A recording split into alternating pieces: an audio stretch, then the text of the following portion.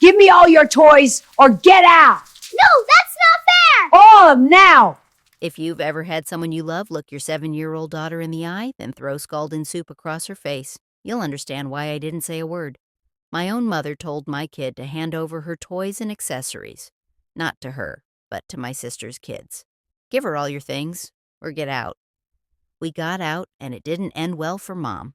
I'm sitting in the driveway of what used to be my childhood home, engine running, heater blasting against the December cold, watching my daughter's breath fog the window as she traces shapes in the condensation. She's drawing a house. Not this house, never this house again, but some imagined place where windows don't lie and walls don't hold decades of small cruelties like stains you can't scrub out. Her cheek is still red, an angry bloom spreading from jaw to temple, and when she turns to look at me, asking if we're going inside, I see the confusion in her eyes. That particular bewilderment children carry when the adults they're supposed to trust reveal themselves as something else entirely. Not yet, baby, I tell her, and my voice comes out steadier than I feel. We're waiting for someone. The Christmas lights my father strung up last week blink in their programmed sequence. Red, green, gold, red, green, gold. A rhythm as predictable as everything else about this house, about this family, about the script I've been reading from since I was younger than my daughter is now. 7 years old, and she's already learned what I spent 35 years pretending wasn't true, that some people mistake kindness for weakness, that some people hear, "I love you," and think I own you, that some families are less about blood and more about bloodletting, slow and sustained, until you're so empty you forget what it felt like to be full. 3 days ago, my mother called with that particular tone in her voice, the one that sounds like honey poured over glass shards. "You're coming for Christmas dinner, aren't you? It's been so long since we've all been together." As if the 6 months since our last gathering were some tragic accident of scheduling, rather than a deliberate choice on my part, a boundary I'd set and she'd spent half a year pretending didn't exist. "Your sister will be there with the kids. It would mean so much to your father." Your father, never dad in these conversations. Your father, as if he were a religious figure requiring deference, as if his feelings were somehow more substantial than mine, more worthy of consideration. I should have said no. I rehearsed saying no in my bathroom mirror that night, watching my own face practice the words, "We have other plans. We're staying home this year. No, thank you." Simple phrases that somehow felt impossible when I imagined my mother's response, the silence that would follow, loaded with disappointment and manipulation, the way she'd tell my sister and my father and probably half the neighborhood about my selfishness, my coldness, my failure as a daughter. So instead, I said, "We'll be there at 4. If you've ever carried a child you love into a house where you were never quite loved enough yourself, you know that particular weight. Not just the physical heft of their body against yours, but the terrible responsibility of it. The knowledge that you're walking them into a place that shaped you, into someone who almost forgot how to protect them." My daughter held my hand as we walked up the front path, her other hand clutching the new doll she'd gotten that morning from my small apartment's sad little Christmas tree, a tree I'd decorated with dollar store ornaments and genuine love, which somehow felt more honest than my mother's designer garlands and color-coordinated ribbons. The door opened before I could knock. My mother, dressed in the same burgundy cashmere sweater she wears every Christmas, her hair freshly colored and set, her smile bright and sharp as a knife. "There you are." We were starting to worry. Come in, it's freezing out there." The house smelled like it always does for holiday gatherings, cinnamon and pine, roasting meat, and something floral from the potpourri she keeps in crystal bowls on every surface. Classical music played softly from speakers hidden in the crown molding, everything designed, curated, controlled. My father appeared from the kitchen, martini in hand, offering that distant nod he's perfected over the years, acknowledgement without warmth, presence without participation. The supporting actor in my mother's carefully directed production of normal family Christmas. "Take off your coats," my mother instructed, already reaching for my daughter's jacket. "Dinner's almost ready. Your sister's in the living room with her kids." My sister, 2 years younger, infinitely more skilled at playing the game. She'd mastered early what I never quite learned, that our mother's love was transactional, that approval could be purchased through compliance. That family peace was maintained not through honesty but through elaborate performance. She looked up when we entered, her 3 children scattered around the room like beautiful, feral animals, 8-year-old twins who'd never heard the word no mean anything permanent, and a 10-year-old who'd learned from his mother that charm could excuse almost anything. "Hey," she said, barely glancing at me before returning her attention to her phone. Her kids didn't acknowledge us at all. They were already eyeing my daughter's doll the way wolves eye a separated lamb. I should have turned around right then. I should have recognized the setup, the stage already dressed for disaster. But I'd driven 40 minutes through holiday traffic. I'd told my daughter we were visiting her grandparents. I'd convinced myself that maybe this time would be different, that maybe 6 months of distance had softened something, that maybe the magic of Christmas could transform dysfunction into something resembling love. The first hour passed in that particular way family gatherings do when everyone's performing civility. We sat in the living room making small talk, my sister complaining about her husband's work schedule, my mother offering opinions disguised as concern, my father refilling his drink with the dedication of someone who'd long ago chosen alcohol over engagement. My daughter sat beside me, quiet and watchful, holding her doll close. She'd always been perceptive, reading rooms the way other kids read picture books, understanding intuitively what I'd had to learn through years of therapy, that some silences are louder than shouting, that some smiles mean nothing good. Then my sister's oldest approached. "Can I play with that?" he asked, pointing at the doll. "No, thank you," my daughter said, polite but firm. "She's mine." I felt the room's temperature drop. Not literally. My father keeps the thermostat at exactly 72 degrees year-round, but that particular chill that comes when someone breaks an unspoken rule. My mother's head turned sharply, her attention fixing on my daughter like a spotlight. "Sweetheart," she said, and her voice had that saccharine quality that always preceded correction. "We share in this family. That's what Christmas is about, generosity." "She doesn't have to share her new toy, Mom," I said quietly. "She just got it this morning." My mother's smile tightened. "I wasn't talking to you." She stood, crossing the room with that deliberate grace she'd cultivated, the walk of someone who'd spent decades believing that authority and motherhood were synonyms. She knelt in front of my daughter, close enough that I saw my child lean back slightly, instinct recognizing something I'd spent years making excuses for. "You brought that doll here to play with your cousins, didn't you?" my mother asked. Not really a question. A reframing of reality. A rewriting of intention. It's not kind to bring toys and not share them. That's selfish. "Mom," I started. "Let me handle this," she snapped, not even looking at me. Then back to my daughter. Softer, but no less controlling. "Now, are you going to be a good girl and share, or are you going to be difficult?" I watched my daughter's face, 7 years old, trying to understand why the adult was wrong, but she was supposed to obey anyway, trying to reconcile what she knew about her own boundaries with what she was being told about being good.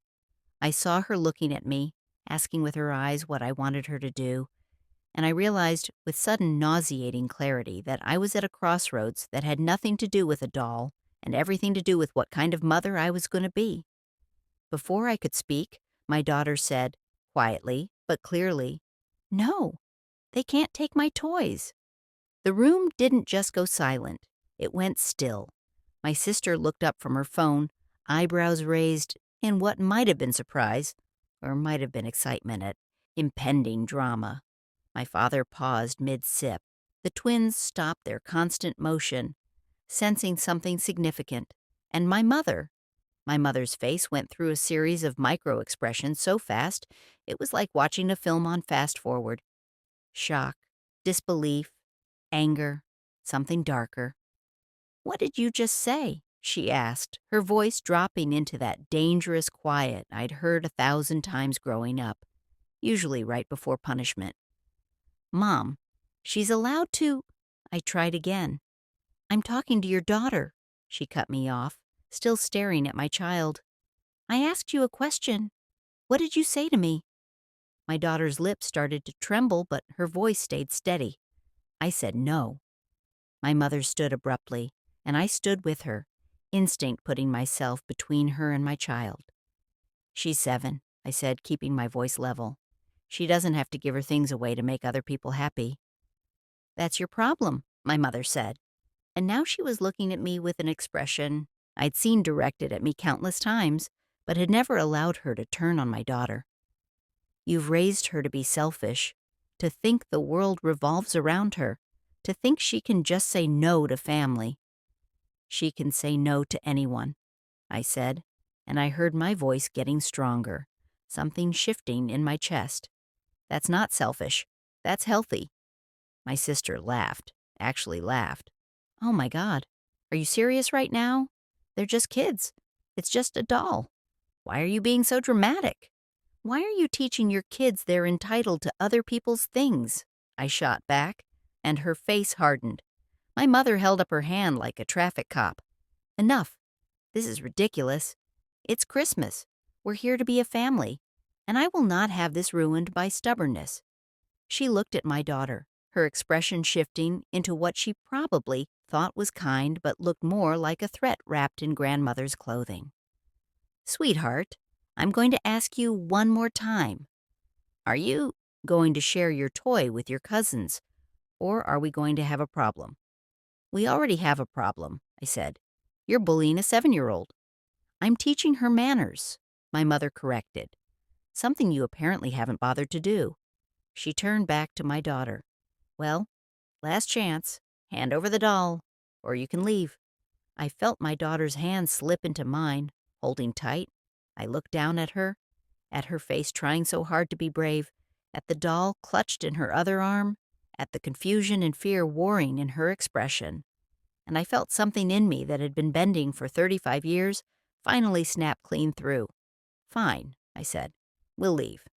Don't be ridiculous, my mother said. But there was uncertainty in her voice now. I was deviating from the script. I was supposed to apologize, to cajole my daughter into compliance, to maintain the peace at any cost. Dinner's almost ready. Just tell her to... We're leaving, I repeated, reaching for our coats. That's when my mother moved fast. Faster than I expected, grabbing the doll from my daughter's arms with a sharp yank. My daughter cried out, more in shock than pain, but the sound of it did something to me. I stepped forward, hand outstretched, and my mother picked up the bowl of butternut squash soup from the coffee table, the one she'd been preparing to serve as a first course, still steaming from the kitchen, and threw it. Not near my daughter, not toward her in some vague, threatening gesture. She threw it directly at my daughter's face with the precision of someone aiming to hit a target. And the soup, thick, orange, scalding hot, struck my child's cheek and splashed across her face and neck. The scream my daughter made was animal. Pure pain, shock, betrayal. I grabbed her, pulling her against me, my hands frantically trying to wipe the burning liquid away, trying to process what had just happened while my daughter sobbed and my mother stood there, holding an empty bowl, her face twisted into something I'd never seen before, something mean and small and exposed. Oh my God, someone said. Maybe my sister, maybe my father. The twins had started crying too, upset by the noise and chaos. She's fine, my mother said, but her voice was shaking. It's not that hot. She's being dramatic. You're both being dramatic. I looked at my daughter's face, red and swelling, her skin angry and blistering at the edges of the splash, her eyes streaming tears, her whole body trembling against mine. And I looked at my mother, at this woman who'd given birth to me but had never quite learned how to love me. And I felt something settle into place with the weight and finality of a door closing. Come on, baby, I said to my daughter, wrapping her in her coat, holding her against me. We're going." "Don't you dare walk out that door," my mother said, and now there was panic in her voice. "Don't you dare make a scene. We can talk about this, like adults." I didn't answer. I carried my daughter through the front door, past my father who stood frozen with his drink, past my sister who was pretending to comfort her crying children while watching us with something like fascination, past the Christmas tree with its perfect ornaments and coordinated ribbons, past the life I'd been trying to fit myself into, since before I had language to explain why it never quite worked. Outside, the December air hit my daughter's burned skin, and she whimpered. I got her into the car, turned the heat on full blast, and sat in the driver's seat, with my hand shaking so hard I couldn't immediately turn the key. Behind us, my mother appeared in the doorway, backlit by warm house lights, looking smaller than I'd ever seen her. She didn't chase us, didn't apologize, just stood there, and I realized she was waiting for me to come back, to apologize for overreacting, to restore the normal order of things. I pulled out of the driveway and drove straight to urgent care. The nurse who examined my daughter was kind and efficient, applying cream to the burns while asking gentle questions about how it happened. "Hot liquid accidentally spilled," she prompted, giving me an out, a story that would be easier. "No," I heard myself say. "Someone threw it at her." The nurse's hands paused. Someone threw hot soup at a child. My mother, her grandmother. I watched the nurse's face process this, watched her make a decision, watched her nod. "I'm going to need to file a report. I'm mandated to report this." "Good," I said and meant it. We left urgent care with cream, bandages, documentation, and something else. A kind of clarity I'd never felt before. Not relief exactly, not peace, but certainty. The kind of bone-deep knowing that comes when you finally stop lying to yourself about who people really are. My phone had been buzzing nonstop. Texts from my mother. "You're overreacting. Come back. We need to talk about this." From my sister. "Mom's really upset. You made Christmas weird. Why do you always have to be difficult?"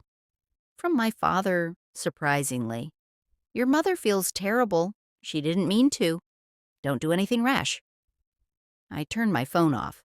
That night, after my daughter finally fell asleep in my bed, still holding her doll, her cheek bandaged, occasionally whimpering in her sleep, I sat in my small apartment's kitchen and made a list. Not a revenge list, not a plan for confrontation or scenes or dramatic exposures, just a practical accounting of facts I'd been avoiding.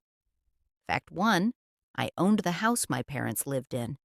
This was the truth I'd been carrying like a stone in my pocket for 3 years, ever since my grandmother died and left me her estate. My grandmother, who'd never liked my mother, who'd seen through the performance to the manipulation underneath, who'd specified in her will that the house, the 4-bedroom colonial where I'd grown up, where my parents still lived, was mine. Not theirs, mine. At the time, I'd been shocked. I was 32, barely stable in my own finances, processing a divorce, pregnant with my daughter. My mother had cried, had talked about how hurt she was that her own mother didn't trust her, had made it clear that if I truly loved my parents, I'd let them stay in the house. "We raised you there," she'd said. "It's our home. You wouldn't kick us out, would you?" So, I hadn't. I'd signed paperwork, allowing them to live there indefinitely. Had told myself it was the kind thing to do. Had tried not to think about how my grandmother, sharp-eyed and clear-minded until the end, had made her decision for a reason. Fact 2, I paid the mortgage. This was a detail I'd somehow convinced myself didn't matter. My parents paid utilities, sure. They handled maintenance. But the actual mortgage payment came from an account I'd set up, automatically deducting from my paycheck twice a month. They never mentioned it. I never mentioned it. We all pretended it didn't exist, that they lived in their house out of some natural order rather than my deliberate choice. Fact 3, I'd been protecting people who'd never protected me. This was the hardest fact to write down. To acknowledge that every time I'd set a boundary and then allowed it to be crossed, every time I'd accepted less than I deserved, Every time I'd explained away cruelty as ignorance or stress or just how they are, I'd been teaching my daughter that this was normal, that love looked like this, that family meant accepting whatever was done to you. I looked at that list for a long time. Then I picked up my phone, turned it back on, and made a call. Stone and Associates Law Firm, a recorded voice said. Our office hours are Monday through Friday, 9 to 5. If this is an emergency, please press 1. I pressed 1. The attorney I spoke to, a tired-sounding woman pulling holiday duty, listened to my situation with the detached professionalism of someone who'd heard worse. So you own the property, you've been paying the mortgage, and they're essentially tenants at will. I guess so. I never thought of it that way. That's exactly what they are, which means you can terminate their tenancy with proper notice. In this state, that's typically 30 days for month-to-month arrangements. Given the circumstances, and you said there's a report filed about the assault on your daughter? Yes. Given the circumstances, you may have grounds for immediate eviction. I can't advise you specifically without reviewing documents, but I can tell you that you have options, significant options. We talked for 20 minutes. She gave me the number for the firm's main office, told me to call Monday morning, told me to gather every document I had related to the property, the estate, the assault report. When I hung up, I didn't feel victorious. I felt terrified and clear-headed and sad and determined all at once, like I was standing on the edge of something I couldn't take back. My mother called at midnight. I didn't answer. She called again at 1, at 2, at 3:30. Each call went to voicemail, and each voicemail was a new act in her usual play. Anger. How dare you ignore me after what you put us through? Guilt. I haven't slept. Your father's been up all night. We're so worried. Manipulation. I'm your mother. You owe me at least a conversation. Threats. If you don't call me back by morning, I'm coming to your apartment. And finally, always finally, tears. I don't understand what I did wrong. I love you. I love her. This is all a misunderstanding. I listened to them once, then deleted them all. Saturday morning, I called a friend who worked in real estate. We weren't close, hadn't been close since high school, honestly, but she was the only person I knew who might be able to help on a holiday weekend. So you need to move your parents out of a house you own and they've been living in rent-free for 3 years, she repeated, making sure she understood. Yes. And you want this done quickly and legally? Yes. She was quiet for a moment. Then, this is going to sound cold, but do they know you own it? Yes. Do they know you pay the mortgage? They must. They've never asked about it, but they must know. So they've been living in your house, letting you pay for it, while treating you and your daughter like you're the problem. Hearing it said out loud like that, simple and clear, stripped of all the justifications and context I'd been wrapping around it, made something in my chest crack open. Yes, I whispered. Okay, she said, and her voice was kind but firm. Okay, here's what we're going to do. What we did over the next 48 hours was this.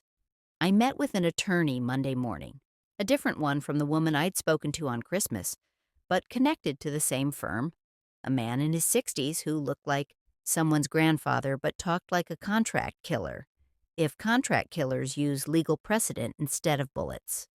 He reviewed my documents while I sat across from his desk, my daughter at home with a babysitter, my hands twisted together in my lap. This is straightforward, he said finally. You're the sole owner. They're tenants at will. Given the assault on your minor child, we can pursue immediate eviction on the grounds that they pose a threat to your family member's safety. We file today, they get served tomorrow, they're out by the weekend. That fast.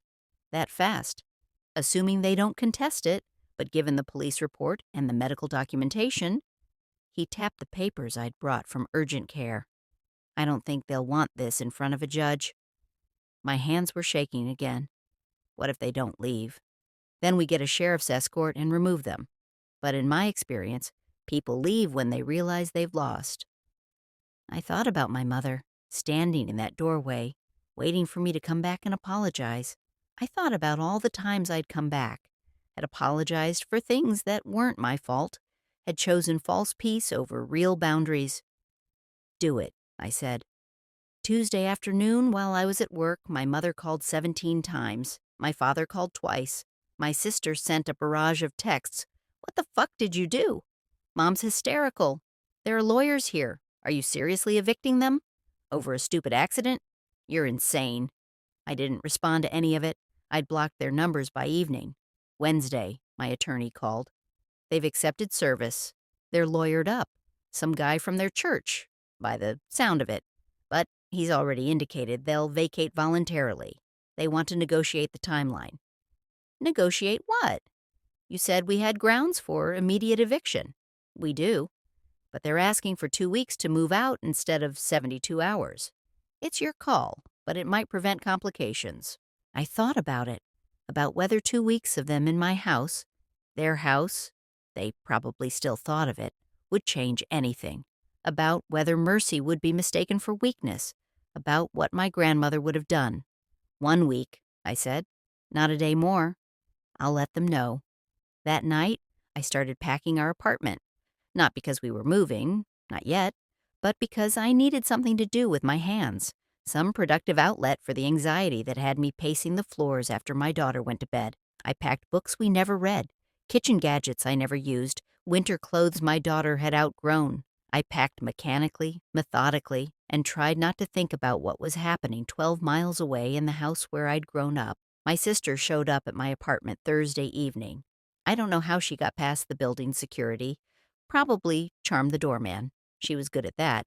But I opened my door to find her standing there, looking furious and righteous. "Are you happy now?" she demanded, not even greeting me first. Mom's crying constantly. Dad's been drinking himself stupid. They have to pack up 30 years of their life in a week because you're throwing a tantrum over an accident. An accident, I repeated flatly.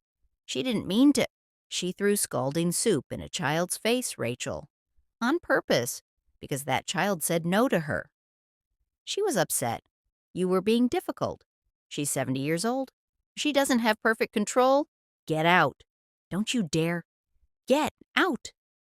I stepped closer, and something in my face must have convinced her I meant it because she backed up, hands raised. "You're going to regret this," she said. "When they're gone, and you're alone, and you realize you destroyed this family over nothing." "I didn't destroy anything," I said quietly. "I'm protecting my daughter from people who hurt her. If that destroys the family, then the family was already broken." She left, slamming the door hard enough to rattle the frame. I stood there for a long time afterward, breathing hard, feeling like I'd just survived something. The week passed in a strange blur. I went to work, picked up my daughter from school, made dinners, gave baths, read bedtime stories, lived my small normal life while knowing that miles away, my parents were dismantling theirs. I didn't ask for updates, didn't want to know how they were managing, where they were going, what they were saying about me. I'd hired movers to help them, paid for it myself because I wasn't cruel even if I was done being complicit. That was the extent of my involvement. Saturday came, the day they were supposed to be out by 5 p.m. I didn't plan to go there, didn't want to witness whatever scene might unfold. But at 4:30, my attorney called. "They're out," he said. "Clean sweep. They even left the place in good condition. But there's someone there you should talk to." "Who?" "Estate executor. Your grandmother's estate.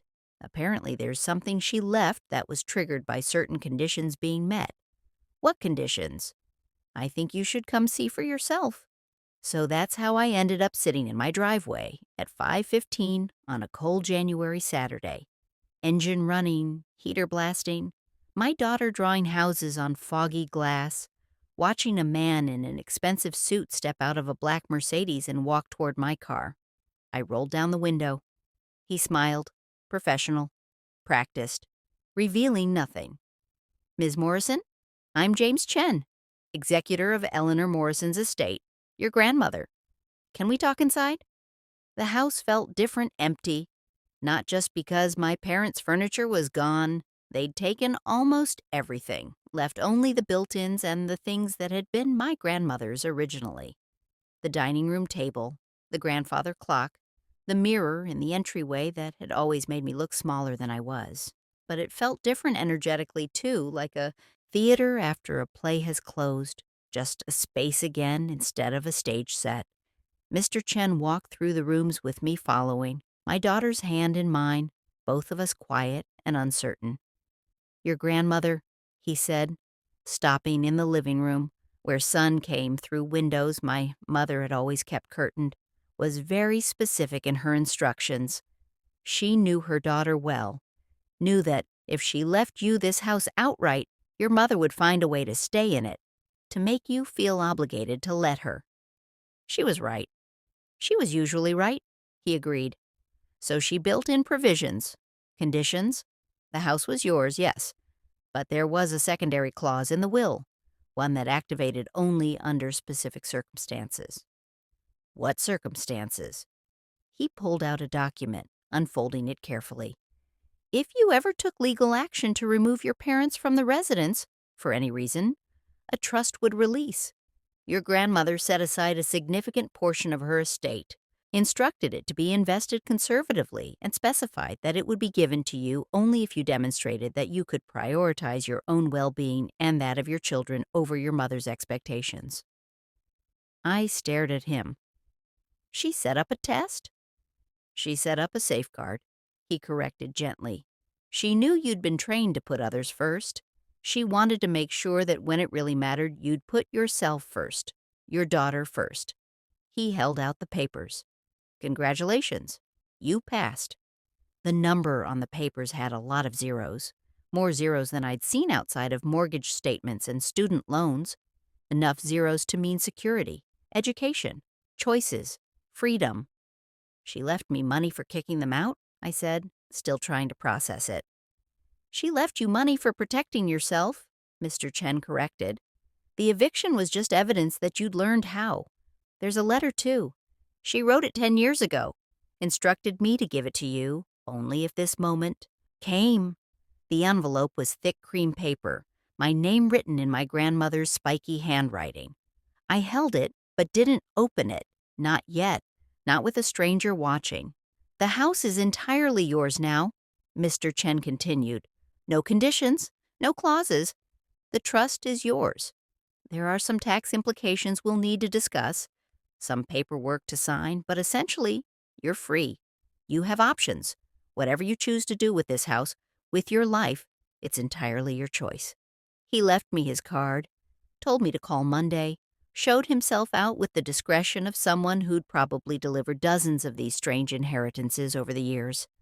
I heard his Mercedes pull away, and then it was just me and my daughter in this big empty house that used to be full of noise and rules and the particular kind of loneliness that comes from being surrounded by people who don't really see you. "Mama," my daughter asked, "is this our house now?" "Yes, baby, it's our house. Are they coming back?" "No." "Good," she said simply, then went back to exploring rooms she'd only seen filled with other people's things, her footsteps echoing on hardwood floors, her voice calling out observations. "There's a window seat. The stairs are creaky. There's a door under the stairs like in Harry Potter." I sat down on the floor in the middle of the living room and opened my grandmother's letter. "My dear girl, if you're reading this, it means you finally did it. You finally chose yourself. I'm so proud of you I could burst, even though I'm probably dead and beyond bursting. I know your mother. I raised her, after all. Though I'll admit, I never quite understood how I produced someone so determined to control every person and situation around her. I watched her do it to you, your whole childhood. Watched her train you to believe that love meant surrender, that family meant sacrifice, that being good meant being small. I couldn't stop it then. She was my daughter, you were my granddaughter, and I had no legal right to interfere. But I could plan for this moment. I could make sure that when you finally got tired of being small, you'd have the resources to be as large as you were meant to be. The money isn't a reward. It's reparations. It's all the years she took from you, converted to currency.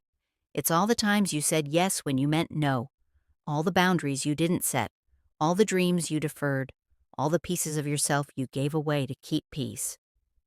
Use it wisely, use it joyfully, use it to build a life where your daughter never has to choose between being loved and being herself.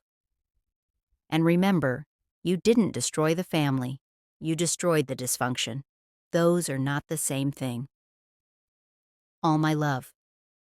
Grandma Eleanor. P.S. Your mother will tell everyone you're selfish. Let her. Selfish people don't spend 3 years paying someone else's mortgage while being treated like garbage. Selfish people don't give multiple chances to people who've already shown them exactly who they are. You're not selfish. You're finally awake. I read it 3 times, crying harder each time until my daughter came over and climbed into my lap, wrapping her small arms around my neck. Why are you sad, Mama? I'm not sad, baby. I'm feeling a lot of things. Are they good things or bad things? Both. Mostly good. Really, really good. We sat there for a while. My daughter warm against me, winter light coming through uncurtained windows, the house silent except for our breathing and the old building's familiar creaks. This house where I'd learned to make myself small, where I'd absorbed the lesson that love required erasure, where I'd been shaped into someone who almost forgot how to protect the people she loved most. This house that was mine now. Truly, completely, unconditionally mine. My phone buzzed. I'd unblocked my parents' numbers that morning, some masochistic impulse to see if they'd try to reach me on moving day. It was my mother. We need to talk. This is ridiculous. I'm your mother. I deserve better than this. Call me. I read it once, then deleted it, then blocked the number again. My daughter pulled back to look at me. What are we going to do with this house? I don't know yet. What do you think we should do? She considered it seriously, the way 7-year-olds do when you ask them real questions and actually listen to the answers. I think we should make it nice, put happy things in it, make it so people feel good when they're here. Yeah? Yeah, because right now it feels like a sad house pretending to be happy. We should make it an actually happy house. Out of the mouths of babes, as they say. Out of the mouths of children who've been given permission to tell the truth. Okay, I said, that's what we'll do. We spent the rest of the evening making plans. Some silly. My daughter wanted to paint one room entirely purple. Some practical. We'd need furniture, curtains, lamps. Some ambitious. She wanted a tree house in the backyard, a reading nook in the window seat, a place where her friends could come over and be loud and messy and kid-like. We ordered pizza because the kitchen was empty of food, and I was empty of energy for anything more complicated. We ate sitting on the floor, making plans that felt less like fantasy and more like blueprints. My daughter fell asleep on my lap again, sauce on her chin, her burned cheek healing but still visible, a reminder of the moment everything changed. I carried her out to the car eventually, buckled her in, drove back to our small apartment, but the house stayed with me, empty and waiting, full of potential and unmarred by old ghosts. Monday morning, I called Mr. Chen and started the paperwork process, called a realtor and asked about rental values, about the market, about options, called my boss and asked about remote work possibilities, about flexible scheduling, about what might be available if I needed to make some changes. My sister texted that afternoon, "Mom and Dad are staying with me. They're devastated. I hope you're happy." I didn't respond, but I thought, I'm not happy about their devastation, but I'm not responsible for it either.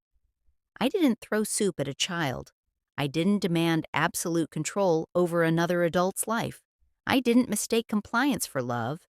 I just stopped participating in my own diminishment. A week later, my mother sent a letter, actual paper, actual stamp addressed to my apartment in her distinctive handwriting. I almost didn't open it, almost threw it away, unopened, one of those small acts of self-protection that used to feel impossible but were getting easier. But I opened it. Old habits, maybe, or curiosity, or the small part of me that still hoped for something real.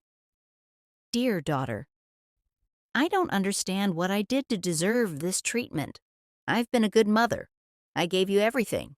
I sacrificed my whole life for you and your sister. And this is how you repay me. By stealing my home, by turning your daughter against me, by believing the worst of me. What happened on Christmas was an accident. I was holding soup, you and daughter were leaving, and in the chaos it spilled. That's all. You've blown this completely out of proportion, convinced yourself I'm some kind of monster, and now you've destroyed our family over a simple mistake. Your father's health is suffering. The stress of all this has been terrible for him. Your sister is beside herself trying to help us while dealing with her own family. And you're not even answering our calls. You won't even give me a chance to explain. I'm asking you, as your mother, to reconsider this cruelty. We can work this out. We can move past this, but only if you're willing to be reasonable. Love. Mom. I read it sitting at my kitchen table, my daughter at school, my coffee going cold in front of me. I read it 3 times, analyzing it the way I'd learned to in therapy, spotting the manipulation techniques like landmines in a field, minimization, accident, simple mistake, victim reversal. I'm the one being hurt here. Emotional blackmail, your father's health, your sister's burden, and the classic undermining of my reality. You're blowing this out of proportion. You've convinced yourself. No apology for throwing soup at a child. No acknowledgement of the burns, the fear, the fundamental violation of throwing something hot at someone small and vulnerable. No recognition that even if it had been an accident, which we both knew it wasn't, the appropriate response would be horror and remorse, not defensiveness and blame. Just the same old script, the same old play, the same expectation that I'd read my lines, hit my marks, accept the reality she was presenting instead of trusting what I'd seen with my own eyes. I tore the letter in half, then in quarters, then into small enough pieces that no words remained intact. Then I wrote my own letter. Not to send, I was done engaging, but because I needed to say it, needed to make it real outside my own head. Dear Mom, you're right that I don't understand you. I don't understand how you can throw scalding liquid at a 7-year-old and call it an accident. I don't understand how you can demand that a child give away her belongings to avoid your anger and call that teaching manners. I don't understand how you can live in a house I own, that I pay for, and treat me like I'm the problem for finally saying enough. But maybe I'm not supposed to understand. Maybe some things aren't about understanding. They're about accepting what is and responding accordingly. Here's what I accept. You hurt my daughter. Not accidentally, not in chaos, with intention, with anger, with the belief that you had the right to do it because she defied you. And when given the chance to acknowledge that hurt, to apologize, to take responsibility, you chose instead to rewrite history, to make yourself the victim, to demand that I deny what I know to be true. I accept that this is who you are, and I accept that I can't change that. I can only change how I respond to it. So I'm responding by keeping my daughter safe from people who hurt her. I'm responding by refusing to pretend that cruelty is love and control is care. I'm responding by choosing us over you. You say I'm destroying the family, but family isn't supposed to destroy people from the inside out. Family isn't supposed to require you to be small, silent, compliant. Family isn't supposed to punish children for having boundaries. If respecting my daughter's right to say no destroys this family, then this family was already destroyed. I'm just the first one honest enough to admit it. You won't understand this. You'll make yourself the victim in this story. Tell everyone who'll listen how ungrateful and cruel I am. That's fine. I've made peace with not being understood by people who never really tried to understand me in the first place. I hope you and Dad find somewhere good to live. I hope your health improves. I hope you find peace. But I won't sacrifice my daughter's safety or my sanity to provide those things for you. Not anymore. Goodbye. I didn't sign it. Just folded it up and put it in a drawer where I kept other letters I'd written but never sent. A whole archive of things I'd felt but never said. Words that were true but not safe to speak out loud. Maybe someday I'd send it. Maybe someday I'd be ready for that final confrontation, that last conversation. But not today. Today I was still learning how to live with the choice I'd made, still learning what it felt like to prioritize protection over peace, boundaries over belonging. The house sold 3 months later, not to strangers. I couldn't bear the thought of strangers in my grandmother's house, my house, but to a young couple expecting their first baby, renovating the nursery, talking about Sunday dinners and holiday traditions, and building something good in those rooms. I took the money from the sale and the trust and paid off my student loans, set up a college fund for my daughter, put a down payment on a smaller house in a better school district, a house with no history, no ghosts, no rooms that remembered who I used to be before I learned how to protect the people I love. My daughter's cheek healed. The burns faded to faint marks that would probably disappear entirely by the time she was grown, but she remembered. Sometimes when we'd see families together at the park or the grocery store, she'd watch them with careful eyes, assessing the dynamics, reading the interactions. "That grandma looks nice," she'd say sometimes. Or, "That kid looks scared." Or, "I bet they have good holidays." She was learning to trust her instincts, learning that her observations were valid, that her boundaries mattered, that saying no was a complete sentence. I was learning too. Learning that choosing myself didn't make me selfish, that protecting my daughter wasn't the same as destroying a family, that sometimes love means leaving, means saying no, means disappointing people who thought they had the right to your compliance. My mother tried to reach out a few more times over the months. Letters, cards on my birthday and my daughter's, messages passed through distant relatives, each one maintaining the same narrative. She was the victim. I was cruel. The family was destroyed by my unwillingness to forgive. I didn't respond, didn't engage, didn't try to convince her of a truth she was determined not to see. Instead, I took my daughter to therapy, got therapy for myself, learned words like enmeshment and narcissistic family systems and generational trauma, learned that I wasn't crazy for feeling the way I felt, that my normal meter had been broken by design, that healing meant unlearning almost everything. I'd been taught about love and family and obligation. It was hard work, harder than I expected. There were days I doubted everything, wondered if I'd overreacted, if I should reach out, if maybe this time would be different. But then I'd look at my daughter, thriving in our new house, making friends without being taught she had to give everything away to be liked, setting boundaries with other kids and being respected for it, growing up knowing that her no meant something, that her voice mattered, that she was safe, and I knew. This was the right choice, the only choice really. Once you understood that protecting children isn't optional, that safety matters more than peace, that some things are worth burning down the world for, or in this case, worth burning down a house, a family, a lifetime of learned helplessness. A year after that Christmas, we had our own celebration. Small, quiet, chosen family only. My daughter's teacher who'd become a friend, the neighbor who watched her sometimes, a woman I'd met in therapy who understood about complicated families and necessary distance.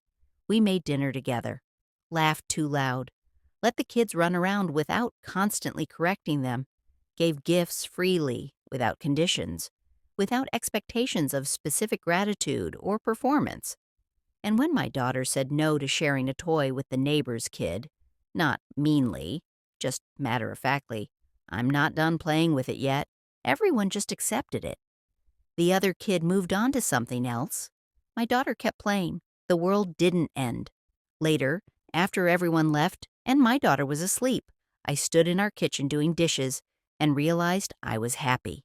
Not perfectly, not completely, not without complications or difficult moments, but genuinely, bone-deep happy in a way I hadn't been in years, maybe ever.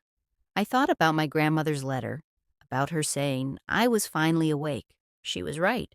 I was awake now, awake to what love really looks like when it's healthy, awake to what I deserved and what my daughter deserved. awake to the difference between family and people who hurt you while calling it care. My phone sat on the counter, quiet. No angry texts, no guilt-trip voicemails, no letters rewriting history. Just silence. The good kind, finally. The kind that comes from choosing peace over chaos, safety over performance, truth over the comfortable lie that everything was fine when it never really was. If you've ever had to choose between the family you were born into and the family you need to build, between keeping peace and protecting someone you love, you know it's not really a choice at all. It just takes some of us longer than others to admit it. My daughter will grow up knowing her mother chose her, knowing that her safety mattered more than appearances, more than maintaining relationships that were toxic, more than avoiding the label of difficult or dramatic or ungrateful. She'll grow up knowing that no is a complete sentence, that her boundaries matter, that love doesn't ask you to be small or silent or scared. She'll grow up different than I did, better than I did. And that's worth everything I had to lose to get here. Worth the house, the family, the familiar patterns of dysfunction I'd mistaken for love. Worth it all. The soup stain on her cheek is gone now. But the lesson remains. Some things are worth protecting at any cost. Some people aren't safe, even when they're family. And sometimes the most loving thing you can do is walk away from people who taught you that love meant disappearing. I'm still learning what it means to be visible, to take up space, to say no and mean it, to choose myself and my daughter over the comfortable familiarity of old wounds. But I'm learning. We're both learning. And in this house we built together, with boundaries and chosen family and the kind of peace that comes from safety rather than silence. We're doing more than surviving. We're finally living.